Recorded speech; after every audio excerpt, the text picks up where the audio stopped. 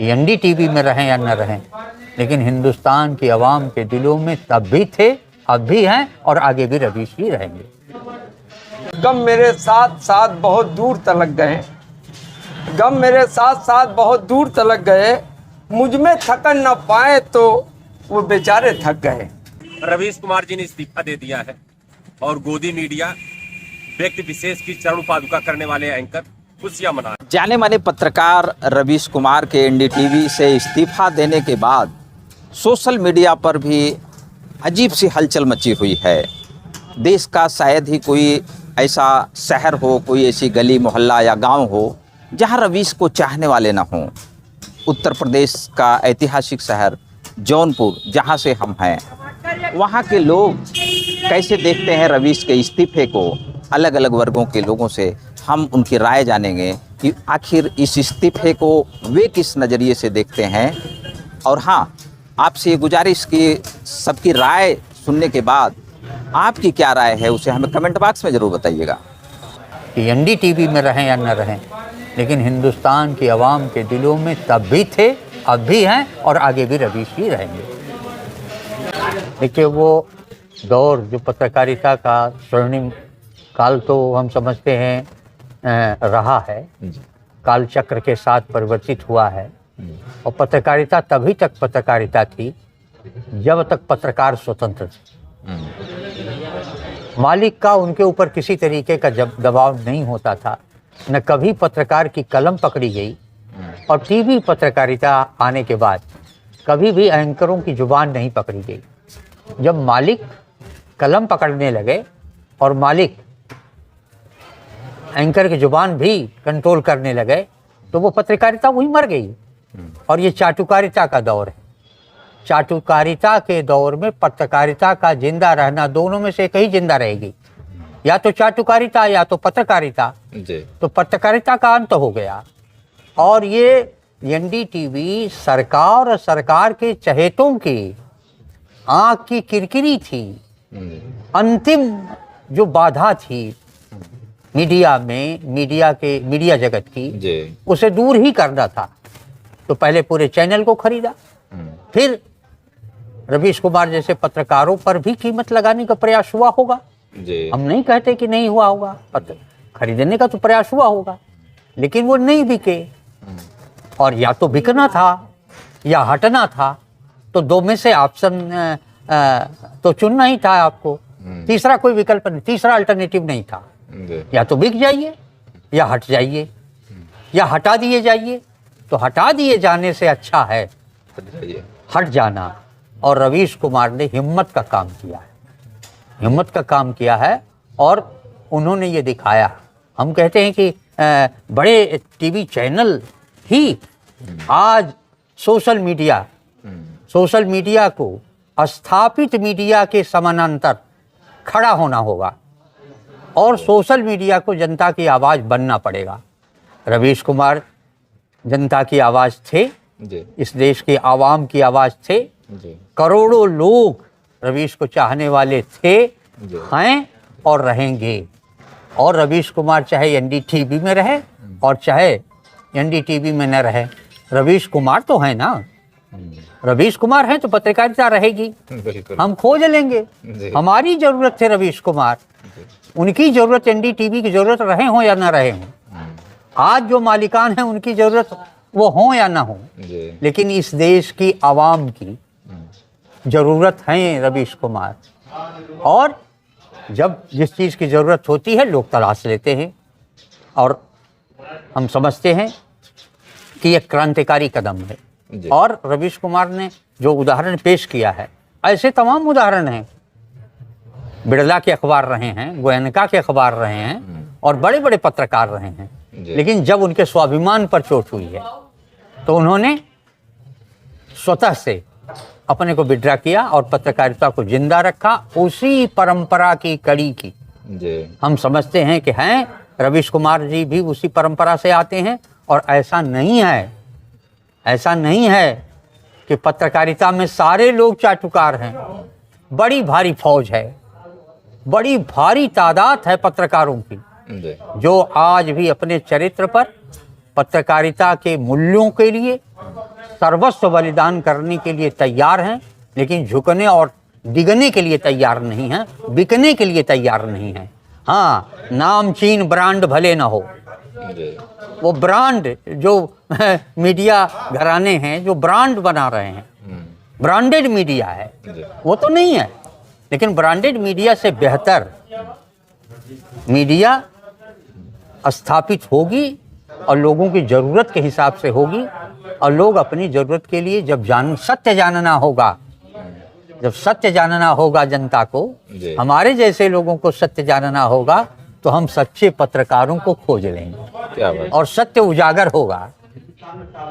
सत्य को कभी भी, सत्य पर पर्दा डाला जा सकता है, सूरज को थोड़े समय के लिए ढका जा सकता है, लेकिन सूरज को मिटाया नहीं जा सकता है। सूरज तो सूरज है, बादल ढक सकते हैं, कुहासे ढक सकते हैं, लेकिन कोहरा छंटेगा, सूरज निकलेगा। और हर दौर में, चाहे वो गुलामी का दौर रहा हो, चाहे आज़ादी के बाद का दौर रहा हो, चाहे आज की आज़ादी का दौर रहा हो, कलम ने, पत्रकारों ने अंग्रेजों से, जिसके राज में सूरज अस्त नहीं होता था, और लड़े हैं और बलिदान दिया है, कुर्बानियाँ दी हैं, लेकिन कलम और अपने ज़मीर के साथ समझौता नहीं किया।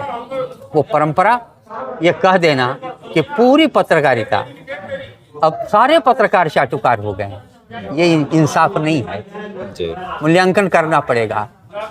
हंस की तरीके से दूध और छीर और नीर में से छीर को अलग और नीर को अलग करना पड़ेगा। पत्रकारों को उस दृष्टि से मूल्यांकन करना पड़ेगा, पत्रकारिता का भी मूल्यांकन करना पड़ेगा। ये संकट का दौर है। इमरजेंसी में भी अखबारों ने पूरा का पूरा पेज ब्लैक छोड़ दिया। ये है इतिहास की नहीं है। तब टीवी पत्रकारिता तो नहीं थी, लेकिन अखबार थे। अखबारों ने पूरे के पूरे पेज काले छोड़ दिए। नहीं खबरों को छापा, लेकिन झूठ को नहीं छापा। झूठ नहीं छापा, पूरा अखबार ब्लैक करके छोड़ दिया। तो ये भी एक पत्रकारिता का एक ब्लैक डे है, ब्लैक डे है और ब्लैक एरा है। ये पत्रकारिता के लिए ही नहीं, पूरे देश के लिए। जिस तरीके की सरकार है और जिस तरीके से सरकार चल रही है, चला रही है, जिस तरीके से लोगों की आवाज़ को कुचलने का प्रयास हो रहा है, सत्य को कुचलने का प्रयास हो रहा है, ये बहुत दिनों तक चलेगा नहीं। इसी में से लोग निकल करके आएंगे और लड़ रहे हैं और लड़ते रहेंगे। और ये जो कारपोरेट की गुलामी का जो खतरा है, अंग्रेजों की आज़ादी से हम आज़ाद हुए तो हमने बलिदान किया, तो हम क्या अंग्रेजों की गुलामी से बड़ी गुलामी तो नहीं है। गुंजाइश बहुत है, लड़ने की संभावनाएं बहुत हैं और लड़ेंगे, और लोग लड़ रहे हैं। और सच्चे पत्रकार उस कड़ी की, उस श्रृंखला की एक मजबूत इकाई के रूप में हैं। पत्रकार भी लड़ रहे हैं, लोग लड़ रहे हैं, संस्थाएं लड़ रही हैं, तो लड़ने वालों की कमी नहीं है। इसलिए फिर मैं कहूँगा, ऐसा नहीं है कि हम आशान्वित लोग हैं। पूरा विश्वास है कि ये दौर जो आज का है, ये परिस्थितियाँ बदलेंगी और इसमें पत्रकारिता अपने पुराने तेवर के साथ, मिशन के साथ, मकसद के साथ, उद्देश्य के साथ और लोक कल्याण की भावना से जनता की आवाज़ बनकर निखरेगी। इसमें कोई दो राय नहीं है। लेकिन दुर्भाग्यपूर्ण है कि साहब इस तरीके से कहीं तो जिंदा रहने दीजिए, विरोध के स्वर को कहीं से तो उठने दीजिए। और हमारे यहाँ तो कहावत थी कि निंदक नियरे राखिए, परनन कुटी छवाए, आंगन में कुटी बना के आलोचना करने वालों को रखिए। इसलिए कि चाटुकारों से आपको सत्य का ज्ञान नहीं होगा। सत्य का ज्ञान तो तभी होगा जो आपके आलोचक हों। तो आलोचना का जो क्षेत्र है, वो किसी को भी परिष्कृत करने के लिए, परिमार्जित करने के लिए आलोचना रास्ता देती है। और जब कोई प्रशंसा करने लगता है तो आप आत्मविभोर हो जाएंगे। आपको सत्य से कोई लेना देना नहीं रह जाएगा। इसलिए आलोचना का, और लोकतंत्र में आलोचना, लोकतंत्र में अगर आलोचना नहीं तो लोकतंत्र है कहाँ? लोकतंत्र में एक पक्ष है सरकार, दूसरा पक्ष है जनता, और एक प्रतिपक्ष है, राजनीतिक दल है। तो राजनीतिक दलों की भी कुंठा में है, और पत्रकारिता को चंगुल में, मुट्ठी में दबाने का प्रयास है। तो ये जो प्रवृत्ति बढ़ी है इधर के एक दशक में, ये घातक है आनंद जी। लेकिन पूरी तरीके से मैं आपको आज भी कह रहा हूँ कि वह दायित्व बड़े गुलामी से नहीं, पत्रकारिता को भी आज़ाद होना पड़ेगा, कॉरपोरेट की गुलामी से इस देश को भी आज़ाद होना होगा। आखिर में ऐन कैन सच्चाई की आवाज़ का गला घोटी दिया गया। वर्तमान में सत्ता पक्ष के लोगों ने विपक्ष मुक्त सांसद, विपक्ष मुक्त विधानसभा और रिमोट चलित व्यवस्थाओं और एजेंसियों, सत्ता से सवाल जवाब न करने वाली न्यायपालिकाओं और मीडिया मुक्त भारत बनाने का पूरा प्रयास उनका लगभग सफल है। लेकिन मैं रवीश कुमार को शाबाशी देता हूं और रवीश कुमार की हिम्मत को सलाम करता हूं, और एक बात कहना चाहता हूं कि पैसे से आप बिस्तर खरीद सकते हैं, नींद नहीं, और पैसे से आप खाना खरीद सकते हैं, भूख नहीं खरीद सकते। पैसे से आप जिस्म खरीद सकते हैं, मोहब्बत नहीं खरीद सकते। उसी तरह पैसे से आप एनडीटीवी खरीद सकते हैं, रवीश कुमार को नहीं खरीद सकते। मैं रवीश कुमार की हिम्मत को सलाम करता हूं। रवीश कुमार जी ने इस्तीफा दे दिया है और गोदी मीडिया, व्यक्ति विशेष की चरण पादुका करने वाले एंकर खुशियां मना रहे हैं। लेकिन एक तबका है कि जो रवीश कुमार को आज भी सुनने के लिए बेताब है। रवीश कुमार की सूचना जैसे ही मिली कि रवीश कुमार ने एनडीटीवी से इस्तीफा दे दिया, तो एक ऑफिशियल जो पेज उन्होंने यूट्यूब पर बनाया है रवीश कुमार ने, उसमें हमने देखा कि एक ही दिन में 3.5 लाख से ज्यादा लोग, या यूं कहें 1 मिलियन फॉलोअर जो है यूट्यूब पे रवीश कुमार के हो गए। रवीश कुमार ने एक ऐसे दौर में जो संघर्ष रहा उनका जीवन का, चिट्ठी छाटने वाले व्यक्ति से लेकर, और हमेशा अपने आप को रवीश कुमार 0 टीआरपी एंकर कहते रहे। लेकिन इसमें कोई शक नहीं, हमें पूरा विश्वास है कि रवीश कुमार जितना एनडीटीवी पे देखे जाते रहे, आज एनडीटीवी से इस्तीफा देने के बाद कहीं उससे ज्यादा रवीश कुमार देखे जाएंगे। जितना सोशल मीडिया में देख रहा हूं अब रवीश कुमार के समर्थन से पटा है, लेकिन कुछ लोग जो गोदी मीडिया है, जो व्यक्ति विशेष की चरण पादुका में संलिप्त हैं, उनके लिए एक सबक होगा कि रवीश कुमार के लिए आज जो भारत के लोग हैं, भारत की जनता है, हम जैसे लोग हैं, रवीश के साथ खड़े हैं। रवीश ने एक अपना मानक स्थापित किया। रवीश ने आज एक जो नौजवान है, जो मीडिया में आकर मीडिया के लिए काम करना चाहते हैं, देश की जनता के लिए काम करना चाहते हैं, उनके लिए एक मिसाल है। और रवीश कुमार के साथ हम लोग खड़े हैं, रवीश कुमार के विचारों के साथ खड़े हैं। जो विश्व का दूसरा सबसे धनी व्यक्ति था, एनडीटीवी को तो खरीद लिया, लेकिन रवीश कुमार ने साबित कर दिया कि आप एनडीटीवी को खरीद सकते हैं, लेकिन रवीश कुमार को खरीद नहीं सकते। मैं रवीश कुमार को सैल्यूट करता हूँ। नमस्ते, मेरा नाम अजीत है। मैं रवीश कुमार जी के बारे में अगर कोई वक्तव्य दूं, इससे पहले मैं याद करना चाहूँगा आदरणीय राम मनोहर लोहिया जी को। उन्होंने एक किताब लिखी थी, निराशा के कर्तव्य। अगर किसी ने वो किताब पढ़ी हो या उसमें जो विचार व्यक्त किए गए हों, तो उसके महत्व को समझेगा कि एक भारी सत्ता के सामने जो विपक्ष है उसकी क्या भूमिका होती है, और उस छोटी भूमिका में होते हुए भी विपक्ष किस तरह से काम करता है और किस तरह से काम करना चाहिए, उसको लोहिया जी ने बखूबी उसमें बताया है। रवीश कुमार जी के बारे में मैं बहुत ज़्यादा तो नहीं बोल सकता हूं। अगर मैं उनको छोटे रूप में बताना चाहूं और उनका बड़े स्वरूप को, तो सिर्फ इतना कहना चाहूँगा कि रवीश कुमार अपने आप में एक संस्थान है। उन्होंने जमीन की पत्रकारिता को स्थापित करने में, देश में विपक्ष की भूमिका क्या होनी चाहिए, सत्ता के विरोध में एक पत्रकार की क्या भूमिका होनी चाहिए, मुद्दों को किस तरह से उठाना चाहिए, उसको उन्होंने बखूबी अपने पत्रकारिता के जीवन में निभाया है। तो रवीश कुमार के बारे में सिर्फ इतना ही कहना है कि वो अपने आप में एक संस्थान है। उनसे हमको बहुत कुछ सीखने की ज़रूरत है, और हमारे देश की राजनीति को और जो भी सामाजिक जीवन में है उनको भी बहुत कुछ सीखने का जरिया है वो। और मुझे उम्मीद है कि रवीश कुमार जी आने वाले भविष्य में एक और बड़े संस्थान के रूप में विकसित होंगे।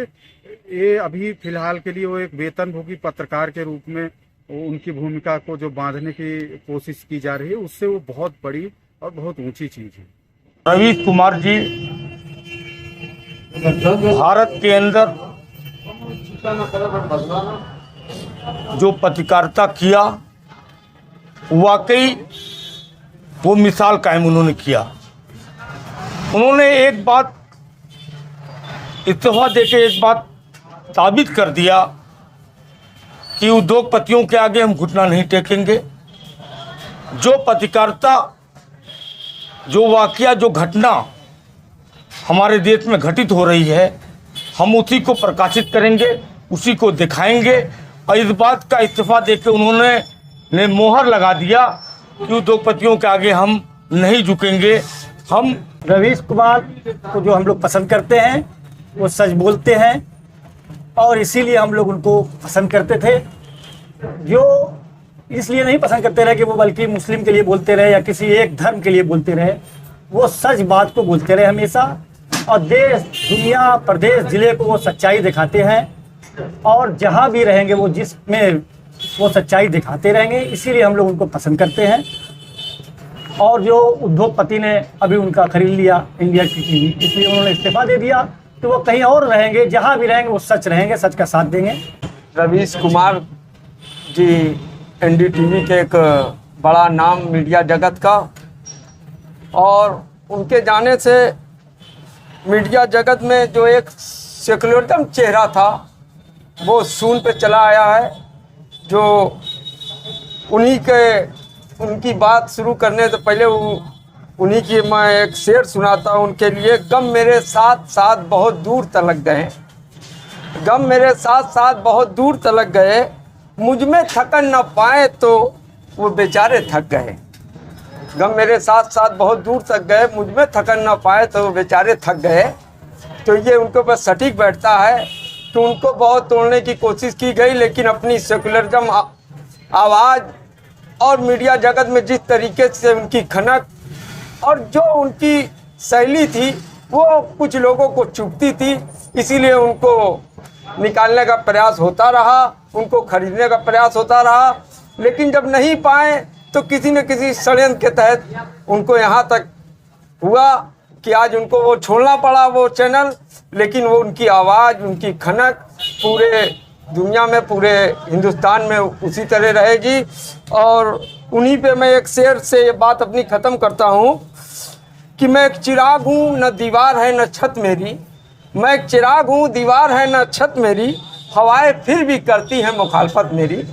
एनडीटीवी के लिए जो रवीश कुमार जी ने कारवां जहाँ से छोड़ा है, मेरा अनुमान है वो कारवां वहीं से दूसरे प्लेटफार्म से वो बढ़ाते रहेंगे और जनता उनकी आवाज़ से रूबरू होती रहेगी।